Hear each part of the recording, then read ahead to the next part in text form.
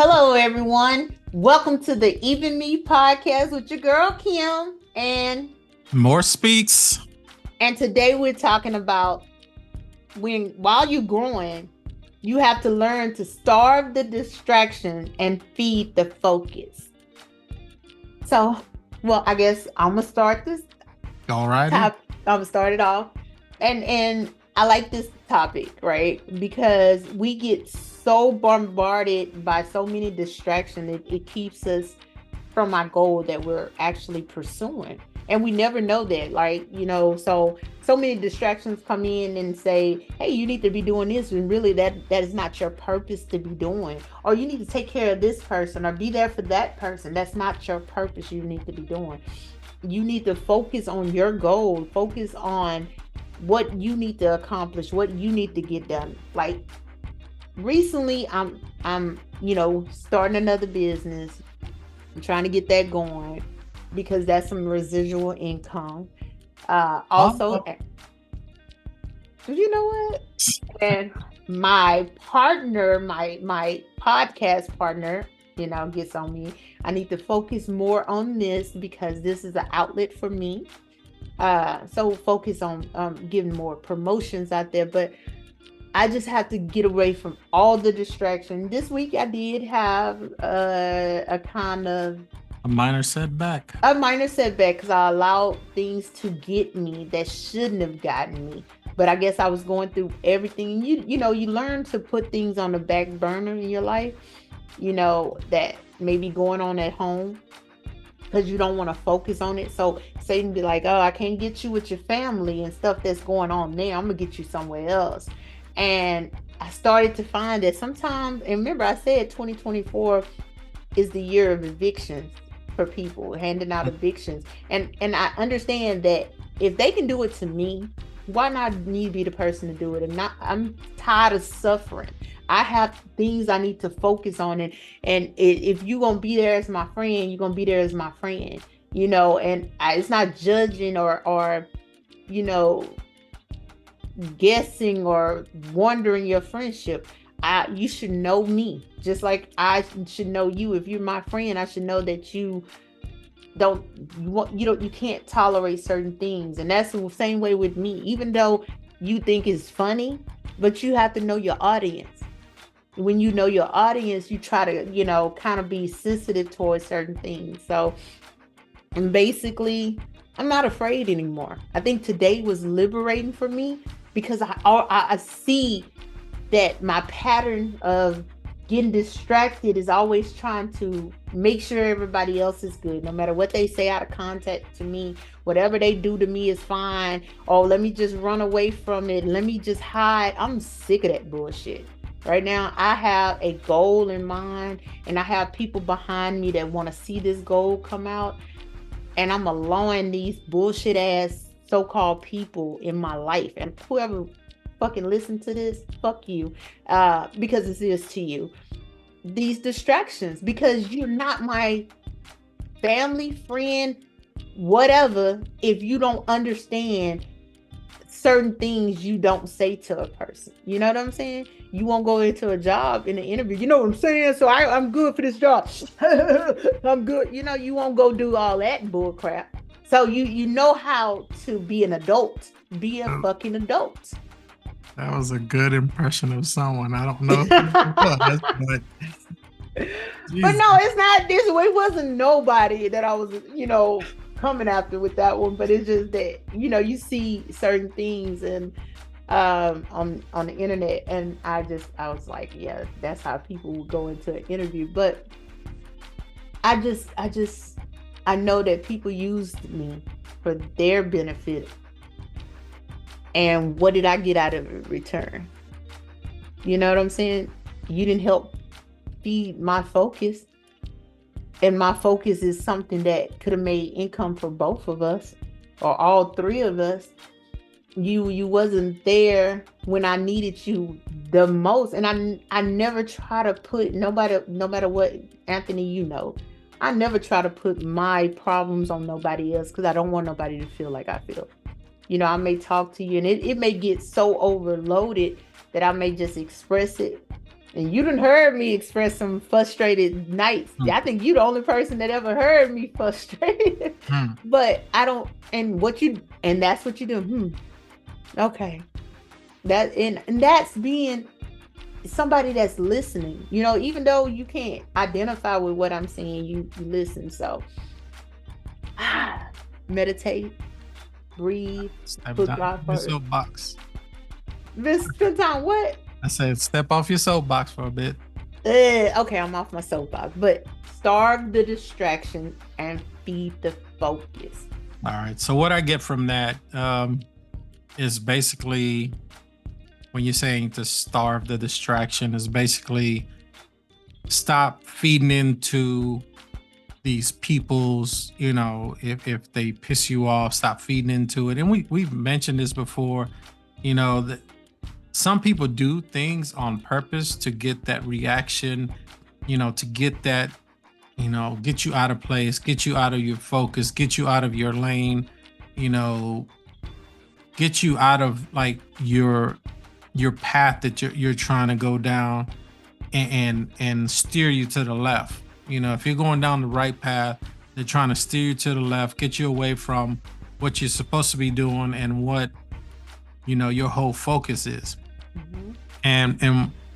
And on the other side, when you say feed your focus, is stop putting all your eggs in one basket and dealing with these people that can never be helped, and start feeding the focus, start feeding, if you're going to open up a business, start feeding, getting your mindset ready for that, get your body ready for that, get your mind ready for that, get everything aligned, get your affairs intact and ready to go, instead of dealing with people and looking behind you and saying, well, he said this and now I'm going to do this, tit for tat basically.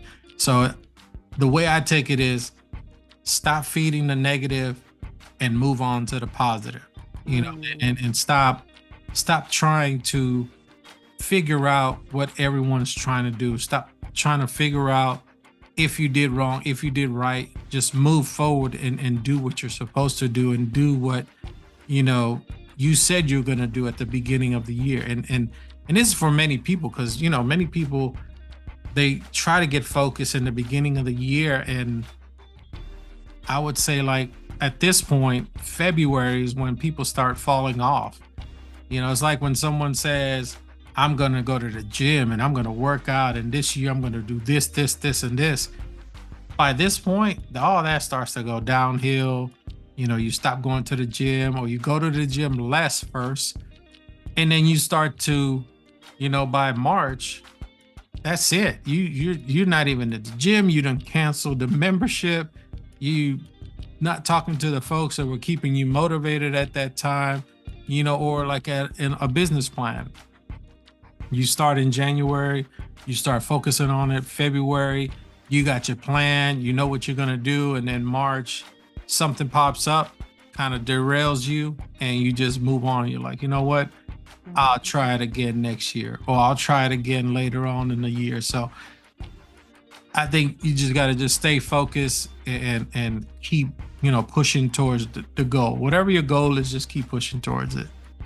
Yeah, I mean, it's like, I say 2 weeks ago, at our women conference at church, I met a lot of women, especially Black women, Hispanic women. You had some white women there too, but all the women came together as one. Nobody seen each other as better than or different levels in life, willing to assist. I was just there ushering, because I paid for my ticket to be in the conference, but I helped out to usher. And I'm standing outside, and I just end up meeting people, because you say one word to them, how you doing, and you get their story, and a couple of those people bring on. And just to know that for them to get where they are, they had to go through a lot of bumps in the road. And I'm like, I'm tired of going through the bumps in the road. I got to get this distraction. I got to remove it. And it starts with me first. I can't blame anybody but myself, because if I don't save myself, then who will? I can't be, what was that guy name on the Titanic that was saving that lady, Ruby or Rudy or whatever her name was? What was the guy name though? Can't remember now. Leonardo, Huh? Leonardo DiCaprio, Yeah, but what is his name though on the ship? I forgot. But he dead, died. Who? dead. Oh my God, stop it. But I can't stand you. But he died saving her. You know what I'm saying? And a lot of us are out there doing that. It's not at this point, me telling my 15-year-old, it's not bad to be selfish. It's not. It's nothing wrong with being selfish. Sometimes you have to save yourself or save some of yourself to be okay. You can't be everything for everybody. You can't be in 100 different places and 100 different personalities for everybody. You're gonna have to just start saving yourself. And as I'm telling her that, I'm figuring that's with me too. I've never just tried to save myself. I always put somebody else, either their feelings, they whatever it was. I always cared about somebody else instead of me. So now this is the grown-up stage for me. I got to, feed into myself because there's nobody that's gonna do that for me. I have to be the one to do that. And I'm starting to see that more and more, especially when somebody say you wrong or how you feel. How the fuck you gonna tell me I'm wrong for how I feel? Did anybody tell you you was wrong for how the fuck you felt? Did anybody tell you was wrong how you felt when you lost somebody, you went through a separation with somebody, you lost a job, you lost this? Did anybody tell you how to feel? And if they did you give them clap back? Yes, you did. You was pissed. So that's the thing, and I allow people to tell me, oh, I shouldn't feel like that. I shouldn't be like that. So that's me just focusing, and I don't need friends now. I haven't experienced a good friend. I mean, I've experienced some friends that's okay, and that's not going against anybody, but I haven't experienced friends that I pour into to pour back into me, not even just a third of a cup. You know what I'm saying? So I feel like I just need to just do the same thing I'm doing with relationships, just put it on a hold and be my own friend. Yeah, and when you were talking, I was thinking about that analogy. We said before, how you were saying you got to start thinking about yourself and stop trying to take care of other people. Mhm. Well, just like I said before, like on the plane, what do they tell you when the masks come down? They tell you put the mask on you first, and then your babies or the people around you, because you got to save yourself first. Because if you don't save yourself, you can't save the next person. Just like you said, like Leonardo DiCaprio and the Titanic. He wanted to save Ruby, so he put her on the plank, and she lived, and he died because he froze to death, in that water. Mhm. But I think it's good. I mean, I know right now you're still going through the bumps in the road. We're all gonna go through those bumps in the road. It's never gonna be a clear road. You're always gonna have one or two problems. It's how you deal with it and how you move on. Getting past a lot of those issues. Because I mean, I think we all have issues. No matter what, you can be rich, you can be poor, you can have a home, you can not have a home. You're gonna go through a problem no matter what. You can have friends, not have friends. If you don't have friends, then you have a problem because now you don't have no one to hang around. You're kind of lonely. If you do have friends, they might be trifling and try to do shit towards you. So, I mean, it's like a give and take. Like, Mhm. many people say it is what it is, or take it with a grain of salt. We can only control what we can control. You can't control what your friend's gonna do, at any given time, but you can control how you deal with it or how you want to, engage yourself with your friend. Because having a friend around, to talk, to listen, is always great. But if they're the ones that are actually causing the issue, it's not great to have them around. So Yeah. And then the thing of it is, people, I used to say, when people say that other people call them narcissists, and I was like, no, that's not true. That shit is true. Because a narcissist can come off so many different ways. They got so many different personality. I mean, you and I can be a narcissist, right? Just by me, if I come to you and I'm always crying and I'm always complaining, that's, trying to get you to conform to where I want you. That's narcissistic traits, you know? And people, now I see that, and I don't feel bad. Like at first, I'm telling you, like, I felt bad. Like I never be the person to leave anybody alone. I never be the person because I don't want to be, and that's the one thing, God rest my grandmother's soul. She just left Sunday. She always taught me, you know what I'm saying, that you've been through so much in your life, you never want to see anybody go through that. And I took that to the heart so deep that I lose my focus on anything else just so I can make sure anybody else is good. I will do that so cold-heartedly, and I hate that part of me now. I hate that part, but that's the part that God gave me, that I can't hate His creation, but I do, because it's so many vultures out there that prey on that, you know, because they can take and then they'll make you think they're doing you a favor by being your friend. I think I was pretty much okay, in my corner in the box by myself, like a little puppy. I was better off then than you thinking you was saving me. You know what I'm saying? But all you did is make me lose focus on what. And I'm not saying they made me lose focus. I lost my own focus because I want to bring people with me. I want to make sure people are good.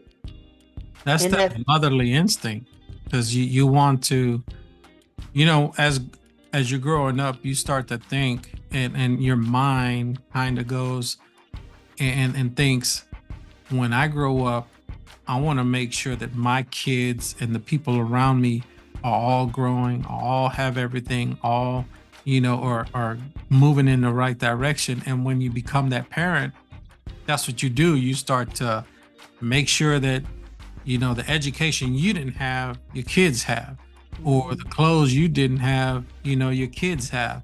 And that just kicks in, and then it starts to spread to other people too, because the people around you, if you see them kind of struggling, you're like, can I help you? What can I do to help you move forward? And some people live on that. Some people live on getting other people to help them, and help them move forward. And then later on, they're like, well, you never did anything for me. Ooh. You haven't done this, you haven't done that. You've never been there for me. And like we said before, I don't know, I think it's like one of the first podcasts we did. Mhm. You can do 50 things good for a person, and you do that one bad thing, that's all they remember. So that's why sometimes, I've said in the past, I'm not going to help certain people. You want to help people, and then they come off, and like, well, you didn't do nothing, you didn't help me. Well, I didn't train you, I didn't showed you, I didn't help you along, and now you know it. So now you think you know everything, and now you're like, pushing me away. But if it wasn't for me, or wasn't for my training, or it wasn't for, me helping you along, you wouldn't have got this far. And I'm not looking for, put me on a pedestal, or say I'm the greatest in the world, or anything like that. I just want you to acknowledge, hey, you helped me. I know it now. I'm good now. Okay, move on. Everybody moves on at that point. But you trying to say, hey, I'm the best in the world, I can do this on my own, and I never needed help, and make yourself seem, big around certain people. I'm like, no, that's not how this works. You got helped. No, and in church they said it. People tend to forget who helped them. It's always someone who helps you. You don't do everything by yourself. Yeah, you may have learned and picked up certain things, but someone put you in the right path to get there. You're not gonna just make it there because you're that smart, unless you studied, for it. So, sometimes you have to like step back and look and be like, okay, you know what? This person did help me. This person did help me move along. Thank you for helping me, and thank you for getting me past this peak that I couldn't get past. Oh my God. You hit the nail on the head. I have a new friend, and it was just like last night, the other day, whatever. He was just saying to me, and I like it because I can actually, I'm gonna say right now, associate, but he came across so positive in the conversations we be having, and it's just, he was like, this is what you're gonna have to figure, you're gonna have to deal with. You're gonna have to know who is supposed to elevate with you and know who's not.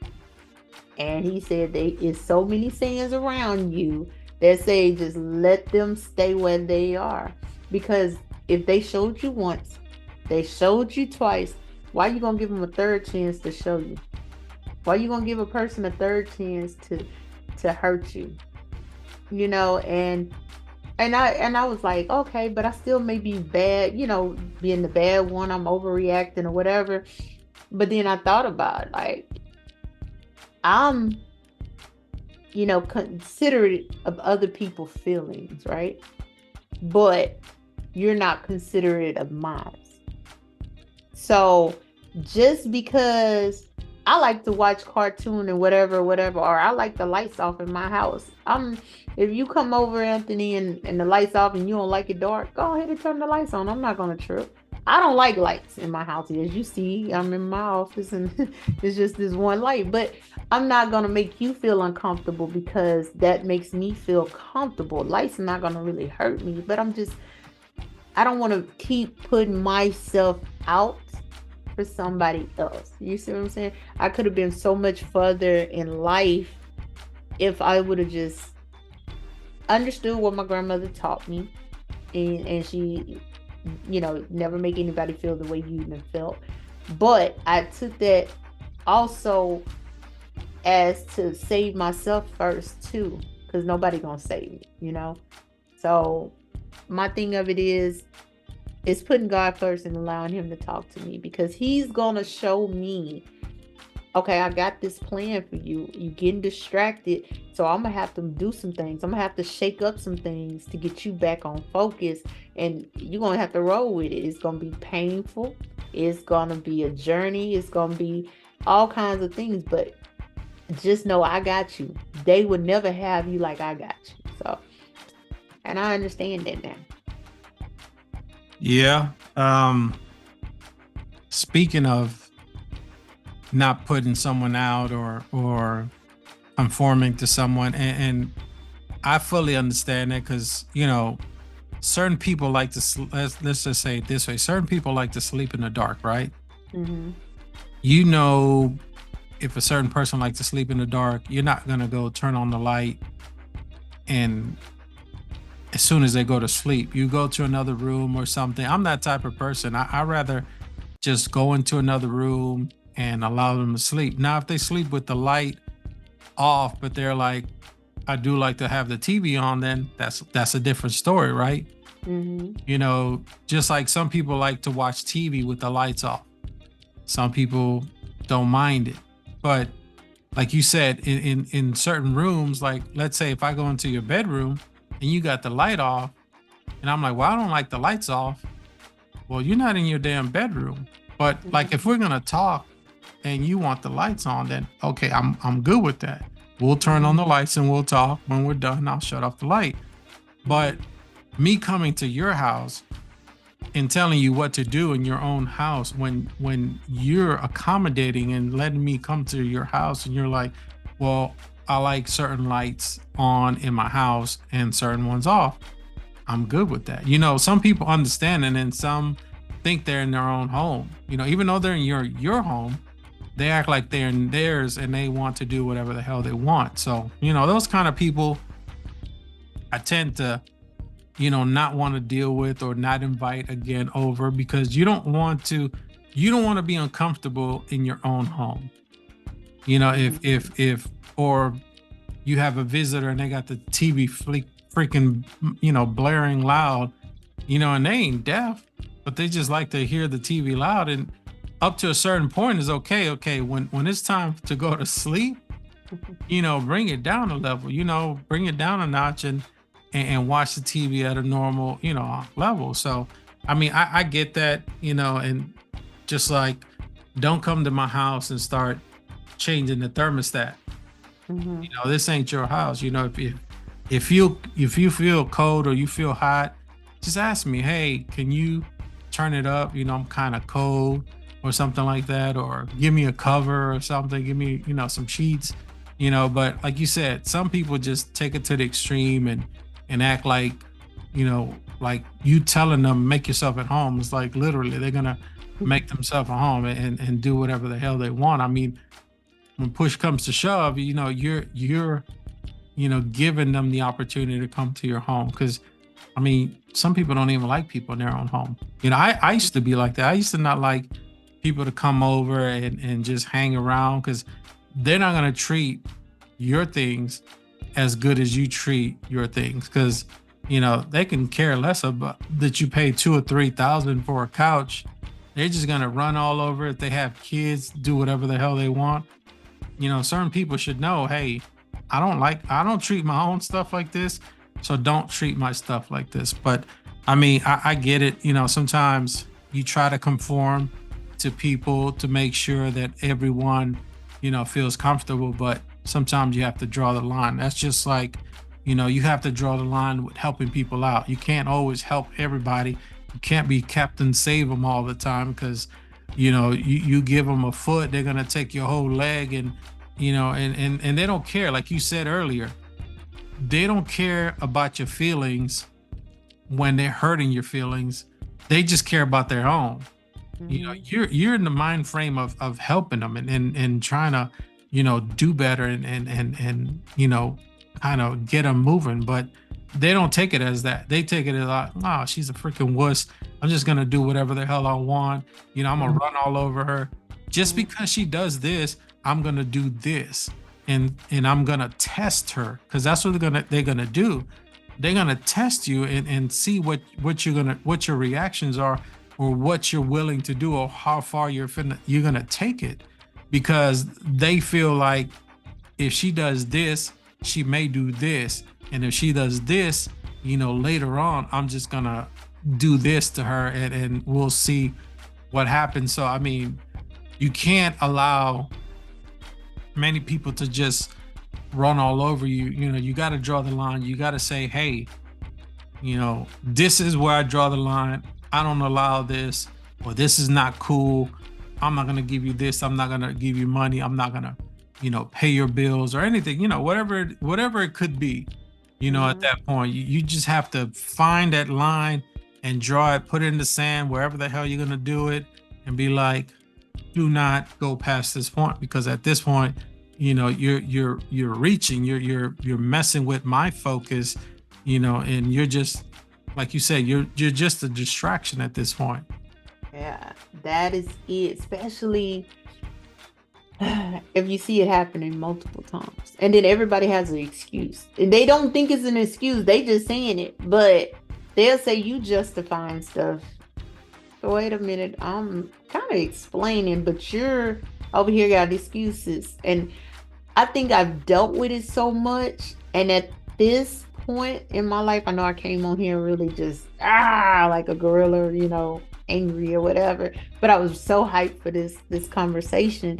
But I think that, it's time for me. I done dealt with so much over time, so much, in the last little span of time, 2 or 3 years, that I have no more time to give anybody else. I refuse to do that anymore.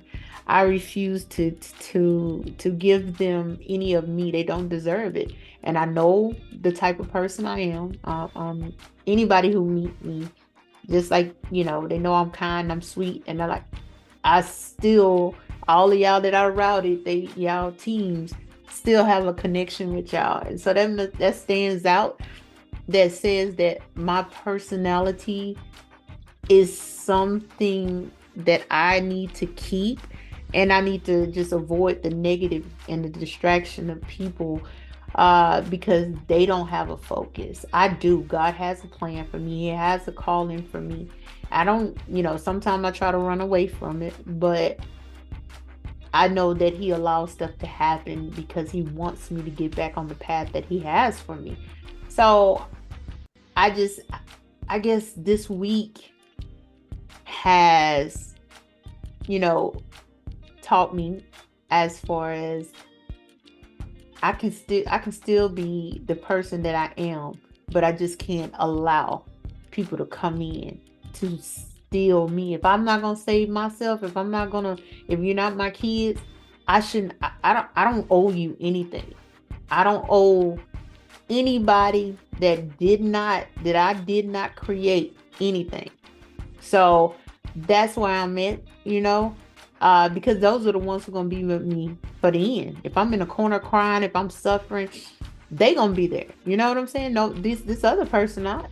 These other so-called people, not even my own mother and relatives, they're not gonna be there when I'm dealing with whatever I'm dealing with. My kids gonna be there. They're gonna come running, to see if mama's okay. So I'm on this path of not letting distractions get to me, and that means that, God, if it hurts that you continuously remove people the way you've been removing them, where it does hurt the heart, and it doesn't make my heart cold and stone, but it makes it harder because I need that. I need to feel that to get this person out of my life. And the harder you hurt me, the worse you hurt me, the better it is.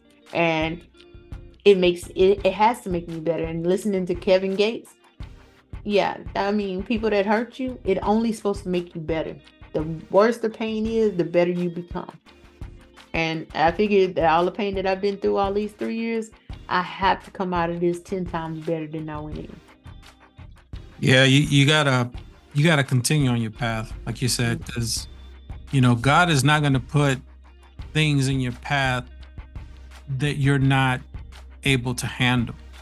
He's gonna put something in your path, or take people away that don't need to be there. It's gonna hurt at first, but in the long run, you're gonna see in the future that hurt actually made you stronger, made you better, helped you along, because we need trials and tribulations in our life. I mean, we don't want it, but we need them, because without that, it's like a kid, like perfect example. Kid like a what do you call it, COVID baby, right? COVID baby that's never been anywhere, never been outside. I know one just like this, never been outside, never been around people. It's 2024. It's been 4 years since COVID started, right? What was that, 2020? So it's been 4 years, right? Right around this time, that's when it started, in February, something like that. That baby is 4 years old now. That baby hasn't seen many people. And when it sees people, it doesn't know how to act. It stays in the mom and dad's arms. Never really had, a birthday. And it's not both of the parents' fault. It's one of the parents that tried to keep her away from many people. The father tried, he's bringing her around to people, but she's to the point where she don't know how to act. She has to stay in the daddy's arms, when he brings them around, to family, or she's like shy the whole time. Normal babies, or when they wake up, they're shy around people they don't know, but then they warm up and they start, to act normal or something. Babies that went through COVID that never been with no one will never come to your arm. And if they do, they're already, struggling to get back to their parents. So, I mean, like you said, you have to be around people. You have to, you know, warm up to people, you know, but a COVID baby, they have no idea. You know, they know nobody but their parents. And I don't know where the hell I'm going with this. But I'm done with you, stupid. but I just that bring that example. But you know, that baby knows nobody. She has no idea of any other person in her life. So, of course, like you said, the parents are gonna cling to her. She's gonna cling to the parents, and she's not gonna know nobody. You know, at that point, you know, because she's never seen anyone, so she's gonna be stuck to them, and now it's gonna take years upon years to get her normal, because she won't be normal. You know, she'll cling to the parents, and I don't know. I don't know what the point I was trying. Oh my God. So this is the thing, like, to close it out. I'm done with you. The pastor said that Satan hates praise, right? So Satan is just, he was over praise and worship. So he hates it. So when we're trying to focus on, especially when you're putting God first and you're trying to focus on his purpose he has for your life, he gonna put all kinds of distraction in you. You know, that's why how they said that they made the Apple phone. Why? Because Eve was distracted by the apple, right? So but it's evil ones. Huh? Women are the evil ones. No, men are evil. No, but this is the, for me, I'm gonna just say for me, I can't speak for anybody else. This is the season of no more distractions. And God has done so much in so little time to remove them. And sometimes I keep trying to bring it together because, oh, you know, I need this person, I need this family. No, I don't. So focus on your purpose and remove every distraction in your life. That's basically what I have to close with. All right. Well, thank you for checking out podcast number 35. That means we've almost been doing the podcast for a year. So thank you everyone for checking us out. If you haven't gone to our very minuscule Instagram. Oh my God. Kim is not touching it. It's Even Me Podcast. Oh, stop the distraction. I gotta stop the distraction. No more distractions. All right. Y'all take it easy. Bye.